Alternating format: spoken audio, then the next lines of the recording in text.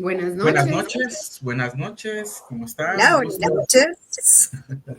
Qué gusto poder reunirnos en esta noche para poder hablar de un tema tan importante como la culpa versus la responsabilidad afectiva. Entonces, bienvenida Gaby, Sonia e Indira por estar acompañando en este espacio. Gracias a Dios por estar acá, porque todos andábamos sobre el límite. Yo también voy a terminar una charla y corre por acá.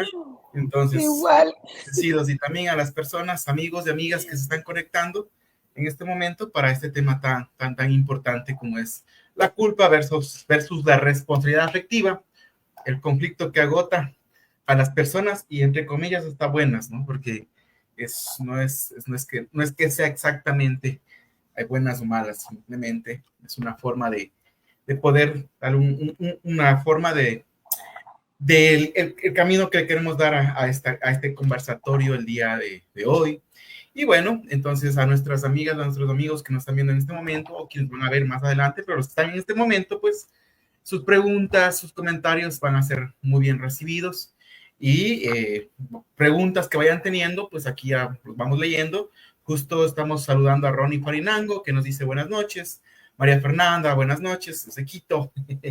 Entonces, entonces vamos a ir leyendo sus preguntas, comentarios, para que podamos interactuar. La idea de esto es que hagamos un conversatorio donde todos podamos interactuar. Entonces, bueno, cada una va a dar su saludo desde lo que directamente desde que es para cada una, que es culpa versus responsabilidad afectiva, como un introductorio saludando y un concepto y pues empezamos. Entonces empecemos desde la jerarquía. Sonia. Me pone siempre al primero. Bueno, buenas noches a todos los que nos ven. Muchas gracias por estar aquí, por compartir con nosotros este espacio, que para nosotros, como siempre, es un gusto estar aquí. Y que es para mí este espacio de culpa versus la responsabilidad afectiva, ¿cierto? Y es eso que a lo que asumimos y le decimos que no. Ese es ese espacio donde queremos soltar la responsabilidad o las cargas emocionales que traemos y ponemos afuera la responsabilidad. Eso es para mí lo que vamos a conversar un poco esta noche. Bien. Indy. Bueno, buenas noches para todos. Muchas gracias, como siempre, a Juan José, a Pleroma, a Gaby, por brindarnos el espacio, a Sonia, obviamente, por ser mi compañera siempre de andanzas. Y bueno, todo lo que tiene que ver con emociones, para mí, es la puerta de entrada al ser. Entonces, hablar de la culpa y la responsabilidad afectiva es uno de los temas importantes porque la culpa desde el sentimiento, porque la culpa no es una emoción, es un sentimiento. Muchas veces, como es un sentimiento de vibración baja, nos roba mucha energía. Y nosotros, desde una postura, una creencia, una cultura o una historia personal, siempre estamos enfocados a sentirnos culpables por X o Y motivo. Entonces, la idea justamente hoy es comprender que la culpa no nos lleva a nada y que si podemos cambiar la culpa por responsabilidad, nos abre todas las posibilidades del universo, que es completamente diferente. Entonces, bienvenidos a este espacio y bueno, espero que sea de su agrado. Gracias, Indy. Gaby. Hola, buenas noches a todos. Siempre para mí es un gusto poderles acompañar y aprender de ustedes. Entonces, más mi aporte en esta noche es ese, desde esa mirada de aprender, de preguntar, de estar ahí hincándoles un poquito las dudas que tengo ahí sobre la responsabilidad afectiva y la culpa. Entonces, vamos a ver cómo nos va. Muy bien. Bueno, gracias. Entonces, empecemos. Me gustaría que vayamos generando los conceptos bien claros. Por ejemplo, para empezar en este tema, ¿qué es? Indira justamente mencionó que la culpa no es una emoción, sino un sentimiento. Entonces, ya que por favor nos ayuden ampliando, Indira, Sonia o Gaby, ¿cuál es la diferencia o en qué consiste esto de la culpa como un sentimiento? Bueno, voy a dar una explicación para que sea mucho más fácil con respecto a qué son las emociones y cuáles son los sentimientos, como la diferencia de eso. Las emociones son respuestas instintuales del ser humano. Es decir, todos tenemos emociones y hay 5 emociones básicas: la alegría, la ira, el miedo, la tristeza y la vergüenza. Esas son 5 emociones básicas del ser. Y de ahí, de las emociones, cuando tenemos un pensamiento que nutre la emoción, ya lo convertimos en un sentimiento. Entonces, las emociones, como son una respuesta instintual del ser, duran segundos en el organismo, ¿ya? Y incluso como mucho algunos minutos. Pero ¿qué sucede? Como nosotros ante una situación, lo primero que llega después de la emoción es un pensamiento, normalmente nutrimos esa emoción con un pensamiento que puede ser negativo, como por así decirlo, o un pensamiento positivo. Por ejemplo, si mi marido me fue infiel, me dio rabia, y entonces es que me vio la cara de tonta, es que se quiso burlar de mí. Ese pensamiento negativo nutre a la emoción de la rabia y ahí es donde se convierte en un sentimiento. ¿Qué es un sentimiento?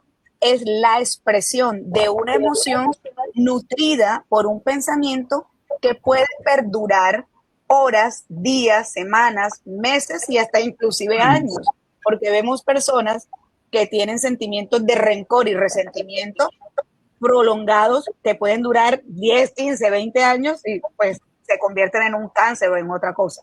Entonces, los sentimientos son respuestas de las emociones que vienen asociadas a las creencias limitantes, a la historia de vida o al pensamiento del ser humano. Bien. Entonces, en este caso, la culpa sería un sentimiento. Por ejemplo, ¿cuál es la culpa más frecuente? La culpa más frecuente es cuando no cumplimos con las leyes morales o sobre todo con las leyes de Dios. Entonces, si yo tengo mi marido y me gustó otra persona y me llamó la atención, entonces ya comienzo a sentirme culpable porque le estoy siendo infiel de pensamiento a mi marido, por ejemplo. Entonces, esa culpa realmente es esa sensación de responsabilidad inconsciente de algo que yo siento que hice de manera inadecuada, ¿vale? Entonces, pero porque hay una creencia de base, y una creencia puede ser una creencia moral, ética, cultural, social o familiar.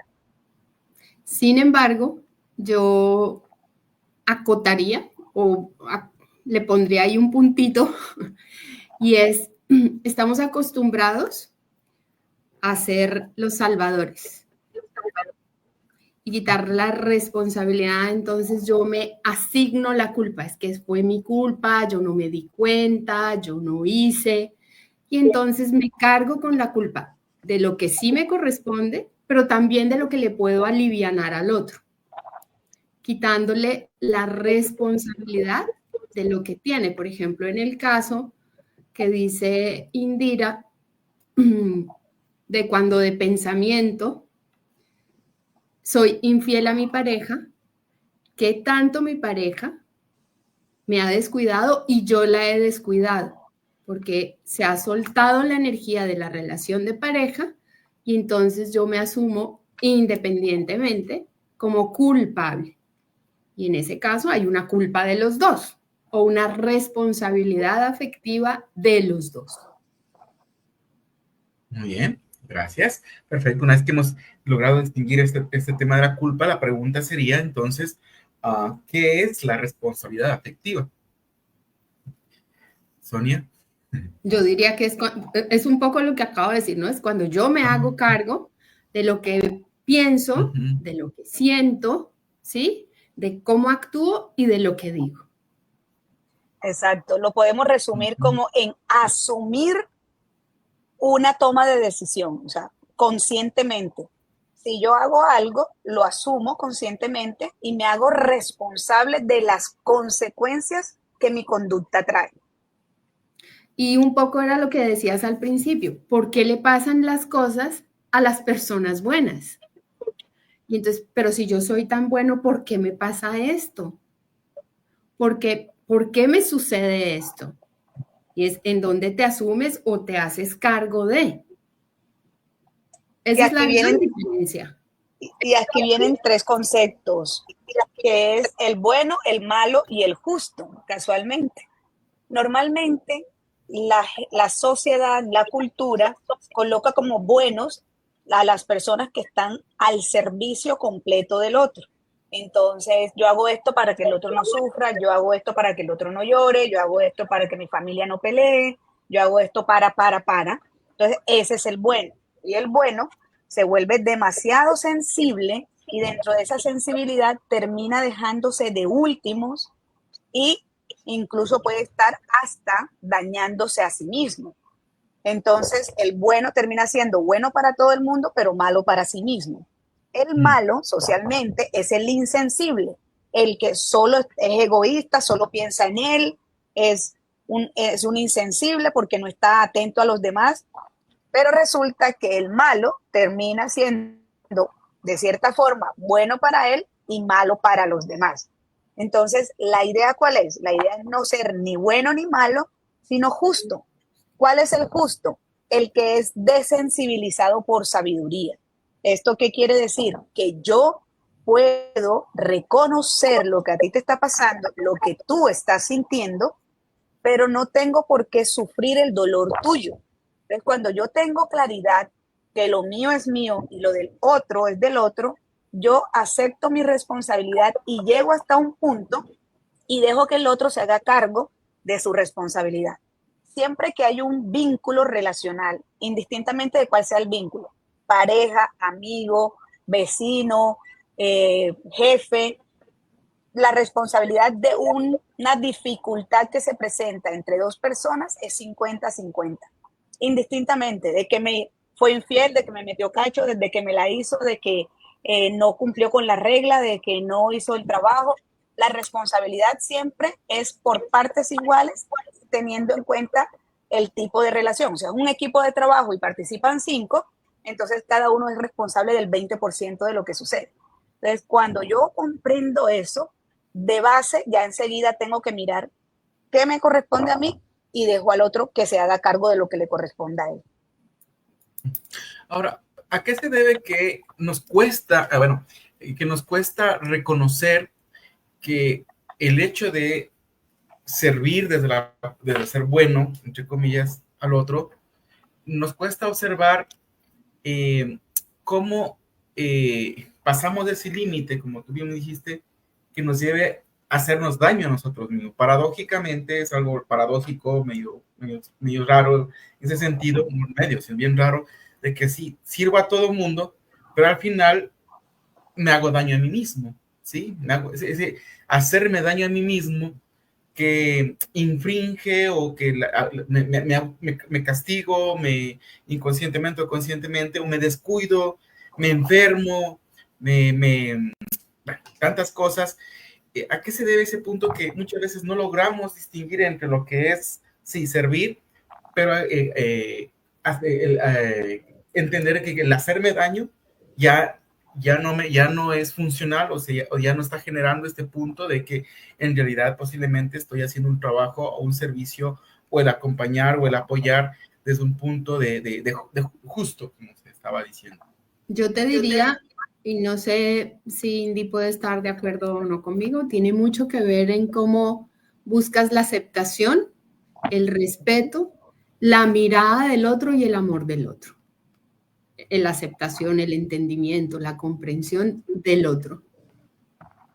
Muchas veces, y aquí es importante meter las heridas infantiles. Por ejemplo, muchas de las personas se ponen al servicio de los demás para abandonarse a sí mismo, porque fue la herida principal, por ejemplo, que escogieron en esta encarnación como camino de aprendizaje. O lo contrario, para no autorrechazarse, terminan estando afuera y no adentro, porque no les gusta de pronto lo que hay dentro de sí mismos. O terminan desconectados, por ejemplo, o quieren que los vean o que los reconozcan, o quieren pertenecer. Entonces, ¿qué es lo que pasa, por ejemplo, con los adolescentes? Que, ok, si este grupo de adolescentes consume y yo quiero pertenecer a un grupo, a una manada, a una bandada, a un equipo, y resulta que el requisito es este comportamiento o esta conducta, termino yo haciendo lo mismo que los demás a una costa de mi salud física o mi salud mental. ¿No? Por ejemplo, en la familia, que es muy frecuente, sobre todo con las mamás, que sirve a todo el mundo la comida y se dejan de última y no comen. O se dejan a todo el mundo le sirven su presa completa y ella se queda con un pedacito de la presa ahí como por come frío. Exacto. Entonces, eso, y quieren que los hijos, por ejemplo, sean responsables, seguros, conscientes, pero pues acuérdense que los niños aprenden de lo que ven. Y si yo veo que mi mamá no se quiere y se deja de últimos, ¿cómo voy a aprender yo a quererme? Entonces, es súper importante tener claro, por ejemplo, el tema de las heridas infantiles influye en la manera como yo asumo mi responsabilidad afectiva. Entonces, justamente cuando decías de eso, y luego reconozco incluso desde mi propia experiencia que dentro del contexto de servicio que en algún punto lo hacía dentro de la iglesia, por ejemplo, donde yo afuera todo bien, daba todo, pero sin embargo, conmigo mismo e incluso a veces de mi entorno familiar, papá, mamá, mis hermanos, era como descuidado, ¿sí? Entonces, y claramente conecto con lo que dijo Sonia, ¿no? Inconscientemente, hasta cuando me di cuenta que lo estaba haciendo para como buscar una aceptación, un reconocimiento, una validación externamente, entonces sí, me abandonaba a mí mismo, pero también abandonaba incluso a mi propio círculo más íntimo, ¿no? Por eso es que a veces cuando uno está en terapia de pareja, dice, no, con los amigos, mi pareja es, belleza de persona, ¿no? Pero cuando estamos juntos, o sea, ni me conoce. Sí, no hay match, no hay esta conexión, pero con afuera, con todo el mundo, barbaridad, todo, ¿no? Entonces, y sí, entonces, por fuera a veces nos abandonamos porque queremos hacer todo para los demás, tengo que hacerlo porque estoy para ellos, pero sin embargo, para mí, ¿verdad? Y para los demás, especialmente para un círculo muy íntimo, quizás a veces no estamos, ¿no? Y claramente cómo se desarrollan estos temas de depresión, estrés, ansiedad, ¿verdad? Es increíble que los que somos servidores o somos los salvadores, entre comillas, desde el triángulo ¿verdad? Tenemos más enfermedades que los que supuestamente estamos apoyando. Entonces, ahí esa paradoja donde se violenta ese principio del amor hacia mí sí mismo y hacia los demás, ¿no? Entonces, sí, me parece importante irlo observando porque a veces lo observamos desde como una buena acción en ese sentido. No nos damos cuenta que si violento este templo primero hacia mí mismo, también estoy violentando inconscientemente al otro y estoy buscando ese reconocimiento. Y ahí es claro poner, digamos que en la mesa, y es que somos personas normales los que trabajamos en este ámbito como terapeutas o como acompañantes de procesos emocionales que también nos trabajamos. Así como tú dices, tenemos nuestros procesos personales y hay que acudir también a un terapeuta. ¿Por qué? Porque igual debemos estar del lado de la responsabilidad afectiva, ¿no? Es decir, hacernos cargo. Eso significa la responsabilidad afectiva, hacerte cargo. Sí, me resuena full lo que acabas de decir, porque cuando yo era profe, ¿no? en el colegio, en la universidad, les decía a los estudiantes, psicoterapeuta o psicólogo que trabaja, no busca ser responsable de sus heridas. Todo lo demás es difícil que pueda ser acompañante.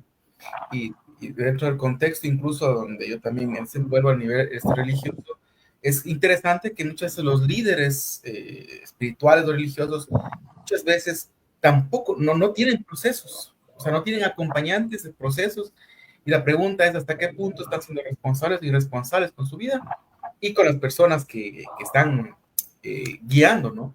El, el- Quizás, el- el punto ahí es desde dónde te paras a mirar lo que está sucediendo. Si te paras desde la soberbia a pensar que tú no requieres porque te puedes gestionar solo, pues estás asumiendo, ¿sí? es O soberbia. desde la falsa humildad, porque es más difícil todavía. En este medio espiritual hay mucho, tanto psicoterapéuticamente hablando como religiosamente hablando o como culturalmente hablando, hay demasiada falsa humildad, en el sentido en que eh, muchas veces no somos capaces de vernos a nosotros mismos. Y ahí es donde la responsabilidad afectiva de nosotros como terapeutas o como seres humanos se afecta todo el tema del servir realmente. Y hay una pregunta que me encanta y es, aquí la acaba de hacer Esteban y dice, ¿qué acciones diarias o hábitos podemos cultivar para ser más responsables afectivamente con nosotros mismos? Y Juan José dijo una expresión que me encanta, todo lo que alimente el amor propio. ¿Por qué? Porque a medida que yo me voy amando, es decir, me cuido, soy responsable conmigo, me valoro, me respeto, al ejercer estos valores y estas conductas de autocuidado y de autovalía, me van a permitir poner un límite entre lo que me corresponde a mí y lo que le corresponde al otro. Y no voy a necesitar interferir en la vida de los demás, que es muchas veces lo que nosotros hacemos. Entonces, como mi hija tiene problemas, le voy a poner un caso, por ejemplo, que me pasó hoy con un usuario que me llega la mamá y la hija a la consulta. Entonces, la mamá delante de la hija me dice, doctor, es que yo me siento culpable porque es que cuando mi hija nació, a mí me tocó dejarla porque me tocó trabajar y no sé qué. Entonces, ok, ¿y dónde está la culpa? O sea, ¿qué hiciste mal? No, que me tocó dejarla al cuidado de mi mamá. ¿Y qué es lo malo de eso? O sea, entonces, claro, cuando comienzo a hacerle preguntas, la persona quedó así como, ok, realmente esto no está mal.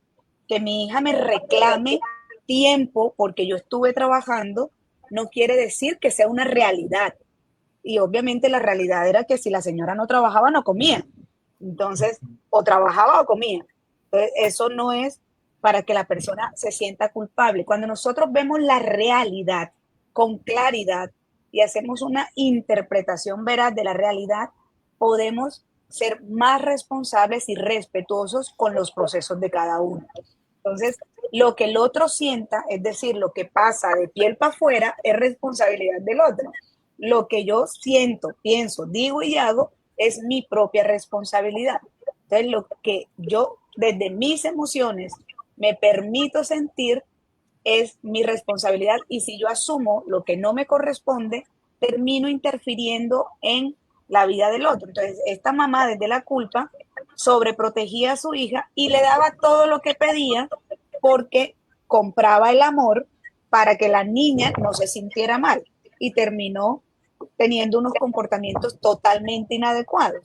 Entonces, cuando la mamá se dio cuenta que la culpa le estaba llevando a generar una sobreprotección que era totalmente, en la caso de la niña, fatal porque estaba teniendo una conducta de cero responsabilidad, ya ahí la señora como que pudo darse cuenta y cambió el discurso inmediatamente dentro de la misma consulta. Claro. Y yo complementaría eso con tener empatía y simpatía, que no es lo mismo. Poder comprender lo que le está sucediendo al otro, saber qué le está pasando al otro, permitirle al otro gestionarlo y yo gestionar, como dices tú, lo que me causa a mí. ¿Sí? Y no interferir, pero no solo no interferir, sino esperar un algo del otro que tal vez no vaya a llegar. Esa es una también está... responsabilidad que me corresponde a mí.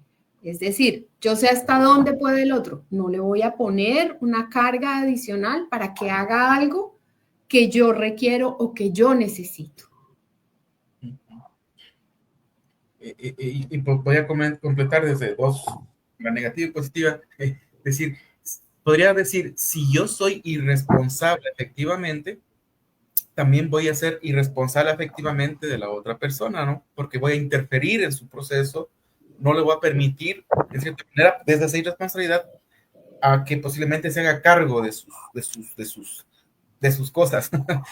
O la otra puede ser, de lo positivo, si yo soy responsable efectivamente, voy también a colaborar a la otra persona para que también sea responsable efectivamente y también pues, dejarle sus 50 o lo que tenga que hacerse cargo y dejarle en esa libertad, ¿no? Permitir a la otra persona recorrer en esa libertad. Porque claramente la sobreprotección y ese tipo de cosas posiblemente no están generando que la otra persona no se le está colaborando para que la otra persona sea responsable con su propio crecimiento, desarrollo, evolución. Y claro, a veces el hecho de estar desde salvadores y todo lo demás, desde olvidarnos de nosotros mismos, no estamos prácticamente apoyando en justamente, paradójicamente, lo que queremos hacer, porque no estamos permitiendo que crezca, evolucione y se haga responsable, ¿no? Entonces, sería diría que podemos decir, diría que sería una conclusión, que reflexión en ese sentido. Sí, sí, sí. Sí, total, Juanjo. Y recordar que para que exista un victimario debe haber una víctima. Y ambos mecanismos de acción son dos mecanismos de supervivencia instintuales del ser humano. Acuérdense que, por ejemplo, cuando nos van a robar, ¿qué hacemos nosotros? O huimos, o atacamos, o nos paralizamos. Esos son mecanismos de defensa instintuales del ser humano. Y esos tres mecanismos de defensa son exactamente lo mismo que ¿qué hace la víctima? Huir de su responsabilidad y dejarle al otro la responsabilidad. ¿Qué hace el victimario? Atacar, asumir toda la responsabilidad y atacar al otro por dejarle la responsabilidad. ¿Y qué hace el salvador? Estar al servicio de todo el mundo para paralizarse consigo mismo. O sea, lo que pasa es que los tres mecanismos de defensa, de supervivencia del ser humano, el hombre, por el nivel de conciencia, los ha sofisticado. Entonces, ya son víctima o verdugo o salvador. Entonces, en ese mecanismo de defensa, lo que hacemos es perpetuar el drama. Si yo me vuelvo víctima, desplazo la responsabilidad, huyo de mi responsabilidad. Si yo me vuelvo verdugo, ataco a los demás. Incluso hasta puedo hacerme verdugo de mí mismo. Y si yo me vuelvo salvador, lo que hago es paralizarme conmigo mismo. Y las tres posturas te meten en el sufrimiento y en el drama del ser humano. Bien. Sony, por ahí preguntan cuál es la diferencia entre empatía y simpatía. Sí, de Anthony Alexander. Ajá. Ajá. Para Anthony, la simpatía es cuando yo actúo para congraciarme con el otro, ¿cierto? Entonces me alío o me adhiero a lo que está pasando, un poco en la línea de lo que iba Indy con este tema. Y la empatía es que soy capaz de reconocer lo que le sucede al otro, pero desde la distancia. Es decir, no entro, sería un poco el modelo del justo, del que está en equilibrio, y la simpatía es el que puede actuar desde el letargo o la crueldad. Me vendo. ¿Cuál de los dos esté activando? Mientras que la empatía es el que está en el equilibrio, ¿sí? En el justo, y en el que puede ver y reconocer, pero sabe que eso no le corresponde a él. Esas serían esa sería la diferencia. O como decimos en constelaciones, nos vendemos. No te vendas. Tal cual. Sí. O también cuando se trabaja en terapia de familia, uno ve las diadas o las triadas, justamente se simpatizan para poder ir hacia el otro, buscar un beneficio personal. Se alían. Sí, total. Gaby pregunta, ¿y qué pasaría si de la otra parte no quiere ser responsable efectivamente? ¿Afecta en nuestro proceso? Yo diría que sí, efectivamente afecta el proceso personal, Ahora bien, si te mantienes en ese círculo donde esperas que el otro sea responsable afectivamente, pero no lo asumes y tampoco haces nada para que lo asuma, estás perpetuando una condición. Así como decía Indy, las relaciones a cada uno le corresponde un 50 y 50. Digamos que en este caso que presenta Gaby, el 50 de él es que no se asume. ¿Cuál es tu 50? ¿Estás haciendo o generando acciones para que se asuma, buscando que él se asuma, o simplemente es el momento de decir, estoy esperando esto y no llega?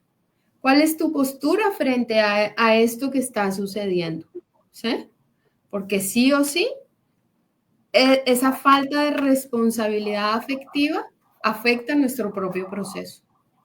Y a veces tenemos que decir, tengo que dar un paso al lado porque aquí no encuentro lo que requiero, o no te estás haciendo cargo y esto me está afectando a mí en esto, en esto, en esto y en esto. Y es importante aclarar que cuando nosotros, ya sea, bueno, vamos a hablar particularmente en tema de pareja, yo no puedo obligar al otro a que haga algo o que deje de hacer algo, ¿vale? Cuando yo acepto a una pareja, la acepto tal cual y como es. Si yo me quedo ahí, es desde asumir que tanto su luz como su sombra es negociable para mí. Si la otra persona tiene algo que no es negociable para mí, yo puedo elegir si me quedo o me voy, pero no puedo pretender cambiar al otro, ¿vale? Y eso es súper importante porque eso es respeto. El respeto es no pretender cambiar al otro. Que yo haga mis cambios y al hacer mis cambios, la otra persona puede que se mueva o puede que no, ya no es mi responsabilidad, ni tampoco es mi obligación pretender que lo haga, ¿vale? Pero sí es mi responsabilidad saber qué elijo y qué no elijo. Claro, y Fernando dice, la gente hace cosas que pueden afectarte. Tú lo interpretas y decides cómo responder. Ahí es la diferencia entre reacción y acción. Total. Sí, y también sería también el hecho de que también desde dónde resonas o qué también te lleva a ¿cómo se llama esto? A permanecer aún ahí bajo esa justificación de esperar que cambie. Esa sería una. La otra, como pregunta, si a la otra también es, a veces queremos, desde nuestras heridas, de otras que traemos, queremos a nuestra pareja o a las personas formarlas a nuestra imagen y semejanza para que cubran nuestras carencias. Por eso le queremos cambiar, ¿no? Y recuerda que respondemos de acuerdo a nuestros patrones o nuestros comportamientos aprendidos. ¿Sí? Nuestra mente tiene, como digo, dos partecitas, la parte consciente y la parte inconsciente. La parte consciente es la que hace las acciones en el día a día. Y de acuerdo a esos resultados, va esa información al inconsciente que no juzga, y allá atrás se guarda la información para volver a responder.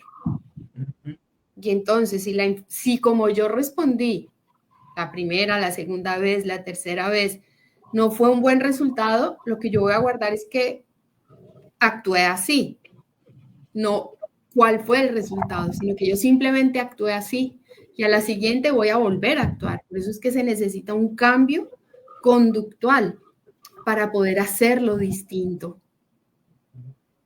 Si Mi no, pregunta, y creo que te voy a hacer la pregunta, Sony, porque ahí lo que estás diciendo va unido para esa pregunta, dice, ¿y si se llegara a perder el respeto entre ambos? Desde la responsabilidad ¿Desde afectiva. qué? No, claro, ¿Y si se llegara a perder el respeto entre ambos? Yo diría, si se pierde el respeto, ¿qué estás haciendo ahí? Y si tú le perdiste el respeto a la otra persona, es que estás haciendo ahí que no puedes ver las cualidades o las virtudes o lo bueno de esta otra persona, que traspasas tus límites. La pregunta sería, si se llegara a perder el respeto entre ambos, sería, ¿están desde la culpa o desde la responsabilidad afectiva? Al momento no, yo personalmente diría, ahí no hay responsabilidad afectiva. Si tú le Literal. faltas el respeto al otro, olvídate. Ya no hay responsabilidad. Y no hay culpa. Y ahí sí nos vamos a la escala, ¿sí? De las emociones. Ahí lo que hay no hay culpa. Ahí hay violencia, que es la emoción más baja de la frecuencia vibratoria, que te lleva a otras cosas.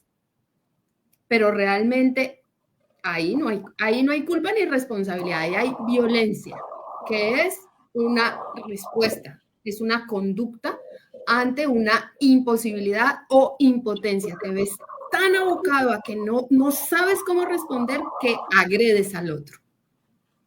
Exacto. Y estamos hablando de agresión física, verbal, psicológica, emocional, conductual, una mental, mala cara, un mal gesto,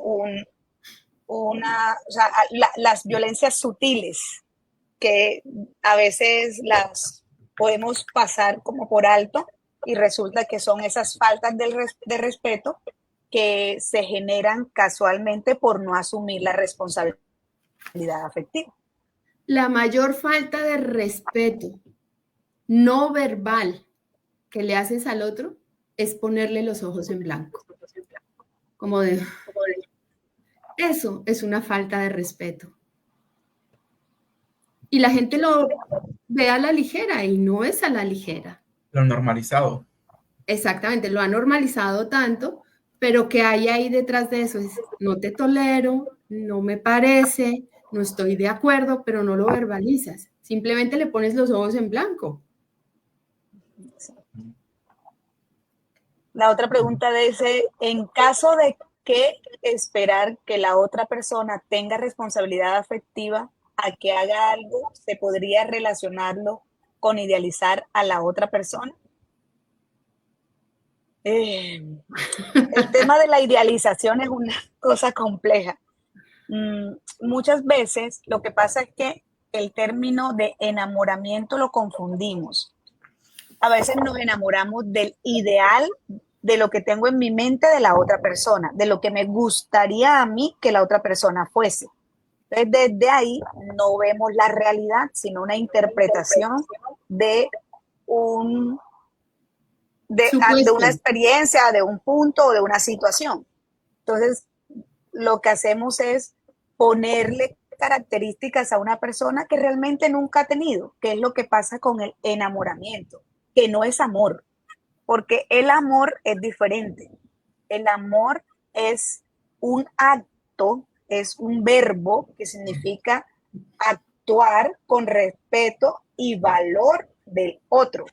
Entonces, por eso cuando Jesús dijo, ama a tus enemigos, es respeta a esa otra persona y valora lo que es el otro.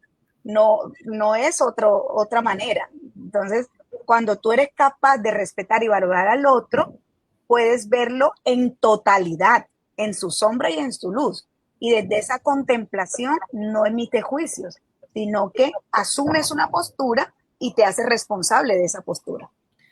Yo complementaría a Indy y es, ¿cuál es la expectativa que le estás entregando al otro para que él la cumpla? ¿Desde dónde creas esta expectativa de que el otro va a hacer o tiene que hacer para poder cumplir o satisfacer algo que tú estás esperando? Que te den. Porque es que cuando Dayana dice, en caso de esperar que la otra persona tenga responsabilidad o haga algo, se podría relacionarlo con idealizar a la otra persona, le está asignando una expectativa, un algo que espera que la otra persona cumpla para ella. Es decir, está buscando que esa persona cubra una necesidad personal para sentirse bien. Oye, yo para continuar, justamente con esos comentarios y preguntas, para avanzar y tomar los comentarios de las demás personas, la pregunta que haría en este caso, con todo esto de la culpa y responsabilidad afectiva, sería, ¿Por qué agota a las personas buenas este conflicto central entre la culpa y la responsabilidad afectiva? Esta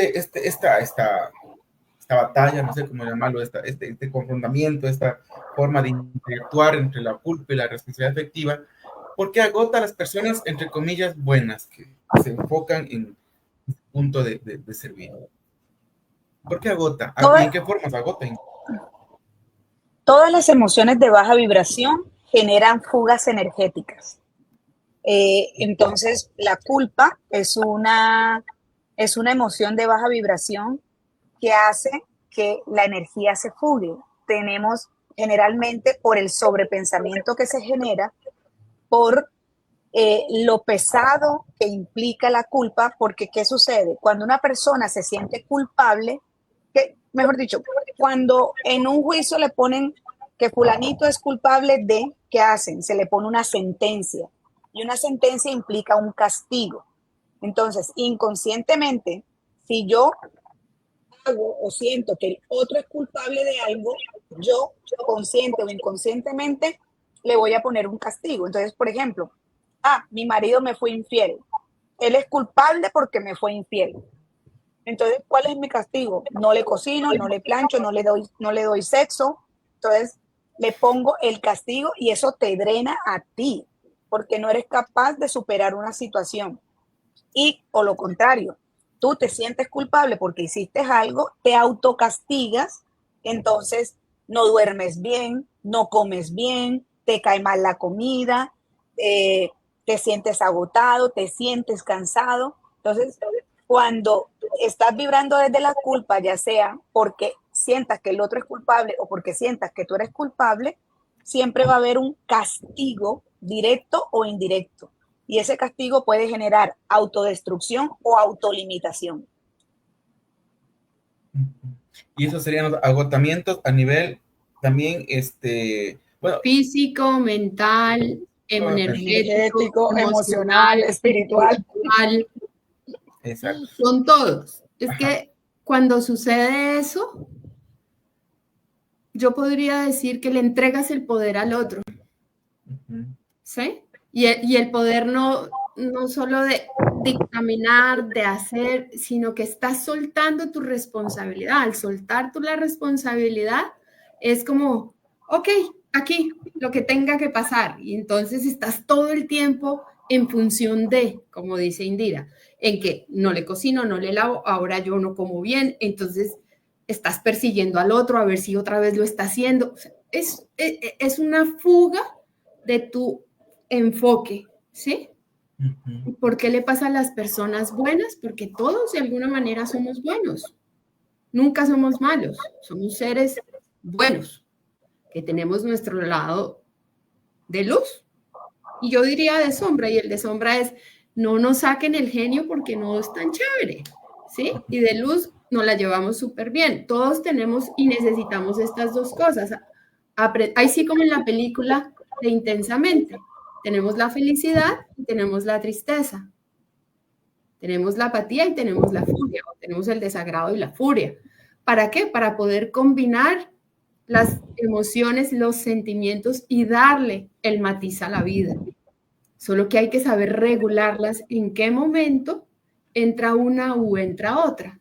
¿Sí? No puedes andar todo el día desde la felicidad, ni todo el día desde el asco o la ansiedad o el fastidio o la apatía, ¿sí? Porque lo que conduce es a otras cosas. O conduce a la ansiedad, o conduce a la depresión, o al letargo, o a la enfermedad, al abuso a la salud. Un montón de cosas que se derivan de esas 5 emociones claves que dijo Indira al principio. Muy bien. Entonces, ¿cómo me asumo? Yo te diría que el desgaste es cuando dejas de asumir. Y como para cerrar un poquito, o sea, yo sirvo, yo estoy al servicio de los demás, hago cosas buenas, pero sin embargo tengo mucha fatiga crónica, insomnio, somatizaciones, ansiedad, irritabilidad, sensación de vacío.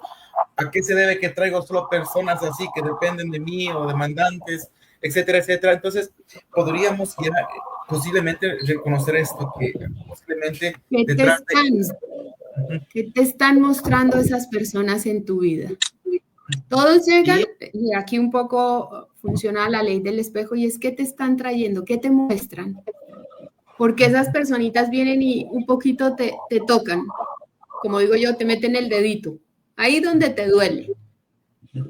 Y entonces no puedes dormir, ¿cierto? No comes bien, tienes problemas gastrointestinales, o tienes gases, o cualquiera de estos sintomatologías, o tienes dolores crónicos, ¿cierto? ¿Qué hay ahí? ¿Qué es lo que todo el tiempo te está mostrando tu sistema, tu contexto, tu mundo, y no lo logras percibir? Algo que ayuda mucho y que responde varias preguntas que están ahí en el chat es el tema de la ley de correspondencia. No me pasa nada en la vida que no sea correspondiente a mi proceso. Y cuando yo asumo la responsabilidad de que todo, absolutamente todo lo que me pasa es mi responsabilidad, automáticamente asumo la dirección de mi vida y puedo tener la voluntad de tomar decisiones que cambien eso. Entonces, por ejemplo, si mi pareja me es infiel, lo primero que tengo que preguntarme yo es ¿dónde me estoy siendo yo infiel a mí misma? ¿Ya? ¿Por qué? Porque no me llega una pareja infiel si yo soy fiel a mí. Y de base, inmediatamente me tengo que preguntar eso. O sea, lo que me enoja del otro, ¿por qué me lo estoy haciendo? ¿O dónde me lo estoy haciendo yo a mí? Entonces, normalmente, ¿en qué soy infiel a mí? A que cedo mi poder. Entonces, vamos a comer, no, mi amor, lo que tú digas. Yo quiero comerme un pescado y como mi marido quiere un pollo, entonces yo me como el pollo y me hago infiel a mí. Entonces, si yo pretendo que mi pareja sea fiel a mí, yo tengo que serme fiel a mí. ¿Listo? Entonces, como por poner un ejemplo sencillo.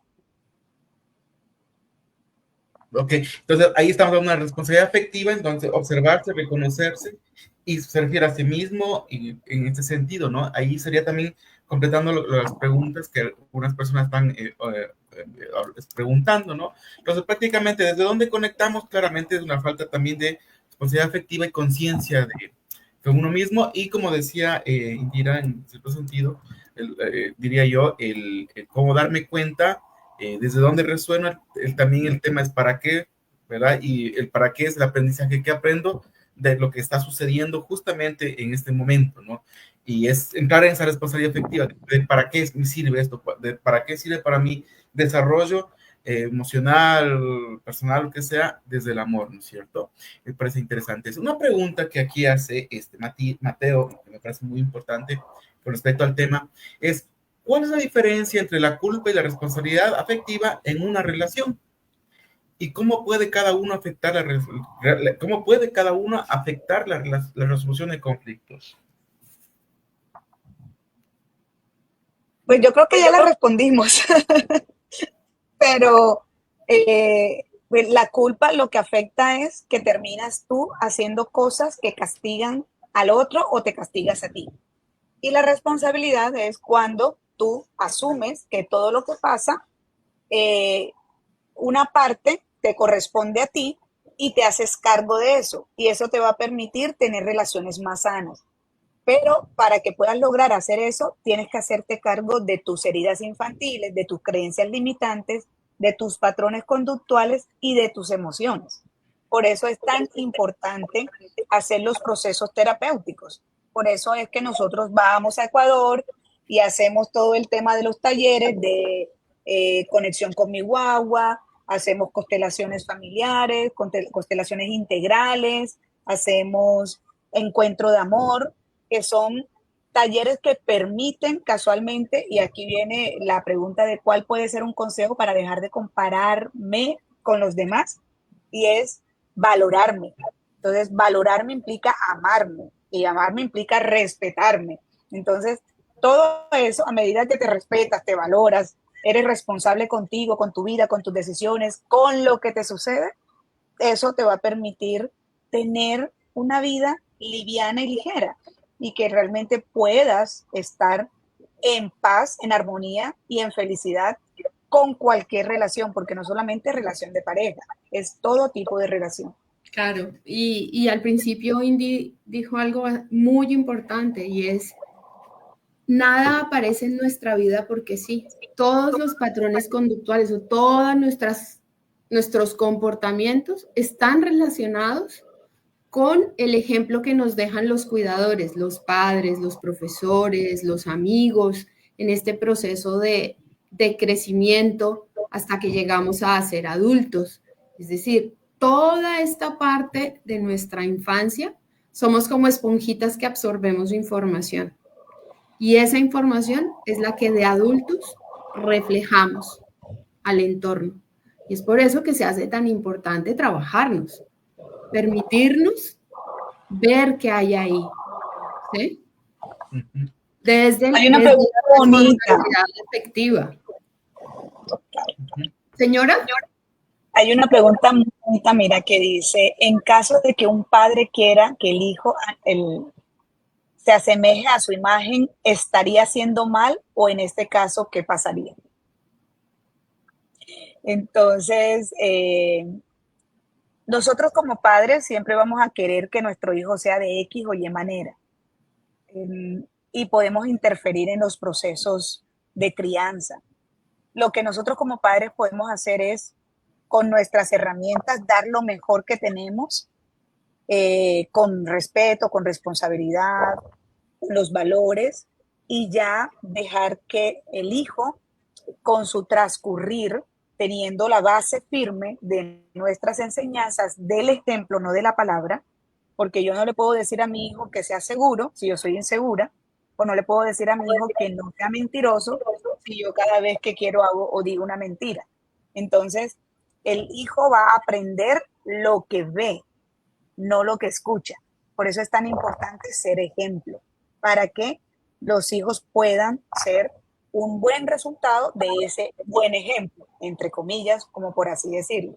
Igual, por ley de correspondencia, recuerden que los hijos nos escogen, entonces, si mi hijo me escogió a mí es porque yo voy a ser el mejor padre o la mejor madre para él, para su propósito del alma, para lo que él eligió aprender en esta encarnación. Quiero leer un comentario y pregunta de Julissa Elías, dice, que te relaciona con una pregunta que estaba arriba que decía, si confieso algo y luego voy a herir a los demás desde la culpa. Entonces creo que le conecto con esta pregunta que ese comentario dice, mi madre siempre se quiere quejar conmigo del comportamiento de mi hermana. Yo sinceramente no quiero esas pláticas porque ya di mis opiniones. Y ella lo que quiere es que yo regañe a mi hermana, pero no es mi responsabilidad cambiar a mi hermana.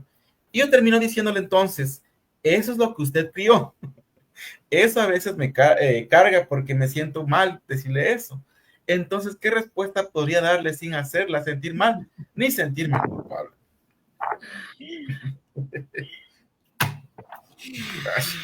Mira, es duro.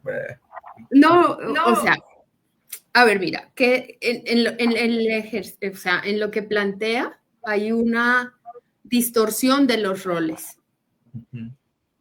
Esa madre está viendo a esta hermana o a su hija, ¿cierto? Como la madre de esa hija, y entonces le dice para que ella vaya y la regañe. Pero ella no se asume como madre para poder llamarle la atención a su hija, que es la que está teniendo el comportamiento discordante o que para ella no esté bien. Entonces, ahí está dinámica. ¿Yo qué le diría? La recomendación sería, mamita, si cree que no está bien, converse con ella. Desde el amor. Desde el amor y el respeto. Porque la forma como lo haces desde culpándola, desde siendo el verdugo, eso fue lo que criaste, diciendo, tú hiciste un mal trabajo. Entonces, hazte cargo. No, o sea, amorosamente, mamá, eso no me corresponde.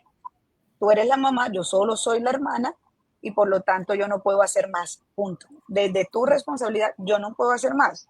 Yo como hermana le puedo dar un consejo, pero no puedo obligarla a que haga algo. La responsabilidad la Ni asume mi corregirla, mamá. ni corregirla. Exactamente. Y bueno, también ahí hay que ver cuál es mayor, en qué rol y cada puesto está cada una. Ahí sí que yo la invitaría a que fuera una constelación integral. Juanjo, ¿cómo se convive con una culpa que sabes que si la confiesas harías mucho daño a las personas que amas? Sí, eso lo relaciona con lo anterior. No, pero contéstanos. ¿Cómo?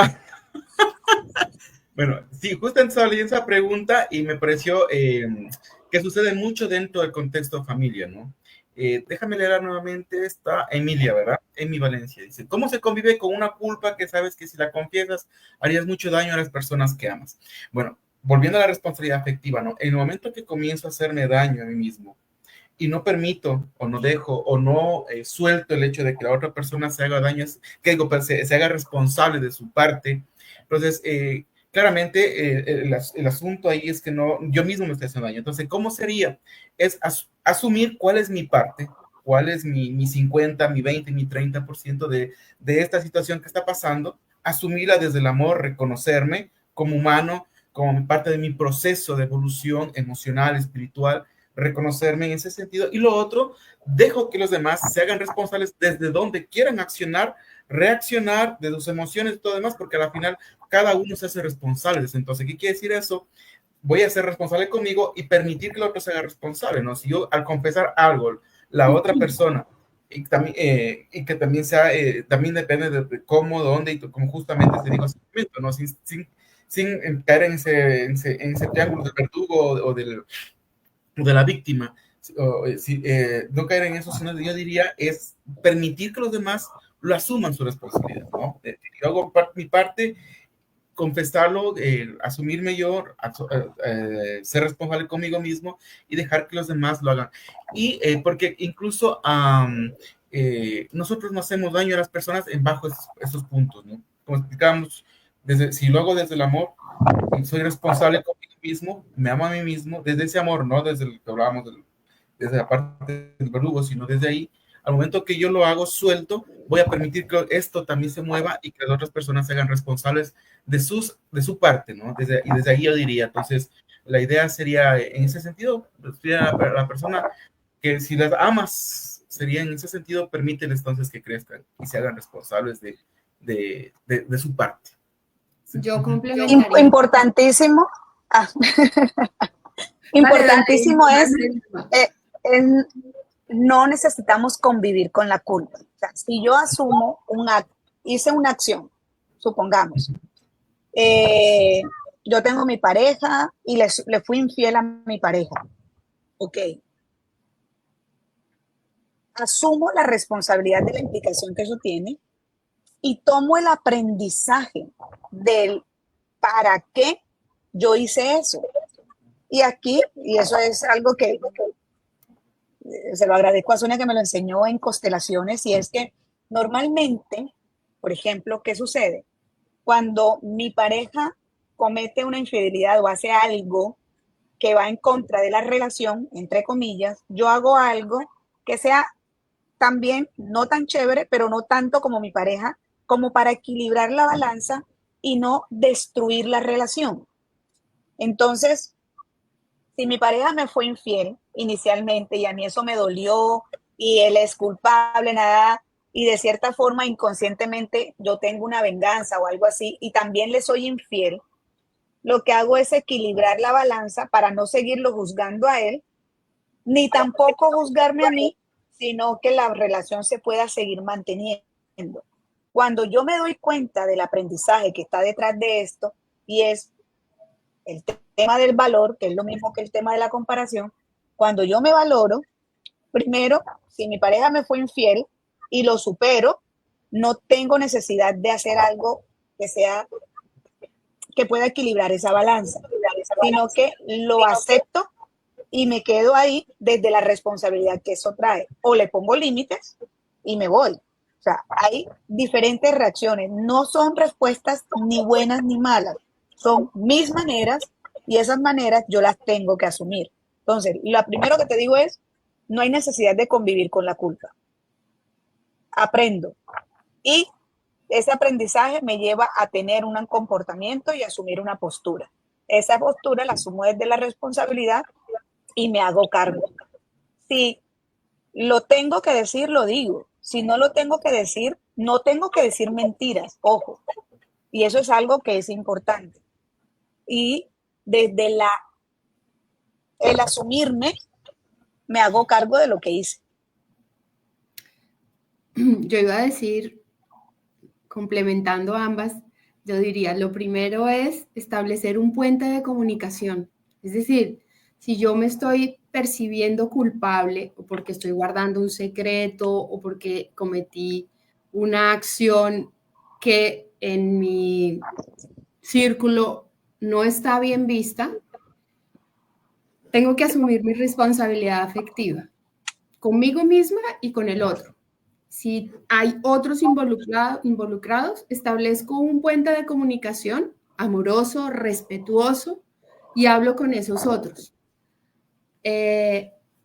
Y establezco, mira, me estoy sintiendo así, pasó esto, no fue tan chévere, y un poco aprendí esto y ahora asumo esta responsabilidad.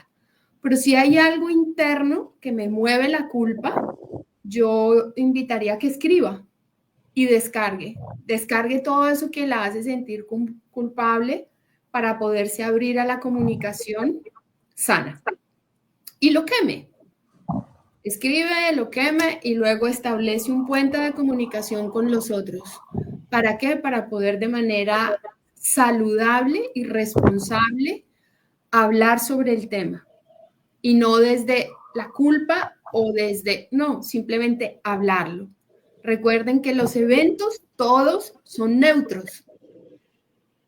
Todos los eventos son neutros. Nosotros desde nuestras experiencias le ponemos el color. ¿Eso qué quiere decir? Eso está mal, eso está bien, eso... Y aquí traigo el ejemplo a colación. El hombre que tiene en nuestra región 2, 3, 5 mujeres es un hombre promiscuo, mal visto, o una mujer que tiene varios hombres, libidinosa, como lo quieran ver. Pero si nos trasladamos a Oriente Medio, un hombre con 5 mujeres es un poco hombre, porque no tiene la capacidad de sostener más de 5 mujeres. Entonces, el evento es absolutamente neutro. Es solo nuestra percepción, nuestra condición y nuestro entorno el que le da la calificación o la característica, ¿sí? Entonces, es muy importante mirar desde dónde estamos percibiendo o asumiendo la culpa de los diferentes eventos en nuestra vida. Bien, gracias, Sonia, Indira. Bueno, hay más preguntas, pero... Estoy hoy como rebelde. El tiempo ahora se nos ha terminado, sí, lastimosamente. Entonces, las preguntas debemos para la siguiente. Yo diría que no para la siguiente, podemos mirarlo en la masterclass. Ah, sí. Bueno, en la siguiente sesión, que es la masterclass. Sí, la masterclass que la vamos a estar trabajando el 16, si no me equivoco, de abril, 15 de abril, perdón, 15 de abril la vamos a estar trabajando, vamos a ampliar este tema, esas preguntas las vamos a integrar en la masterclass, entonces, para quienes quieran ser parte entonces van a ser bienvenidas, vamos a llegar la invitación para poder hacerlo ahí desde una masterclass donde va a ser exclusivamente para las personas que ya se inscriban a esta masterclass, por una parte. Segundo, también, en base a las preguntas que la mayoría hizo, y como Indira y Sonia lo repitió por muchas veces, muchos de estos trabajos se lo hace a nivel psicoterapéutico, y Pleroma, trabajamos con diferentes programas que tenemos, el taller Encuentro de Amor, entonces trabaja a nivel profundo también esos aspectos, sí, en conexión con mi guagua y constelaciones integrales, vamos a estar desarrollándolas en este mes de tercera y cuarta semana de junio, donde vamos a poder profundizar estos aspectos, los vamos a trabajar de una manera mucho más profunda. Interesados, que están bienvenidos, pero por lo tanto también invitarles a la masterclass que vamos el 15 de abril. Entonces, gracias por sus preguntas. felicitarles por darse ese tiempo, ese regalo. Sobre este acto de estar aquí es una parte de un acto de responsabilidad afectiva.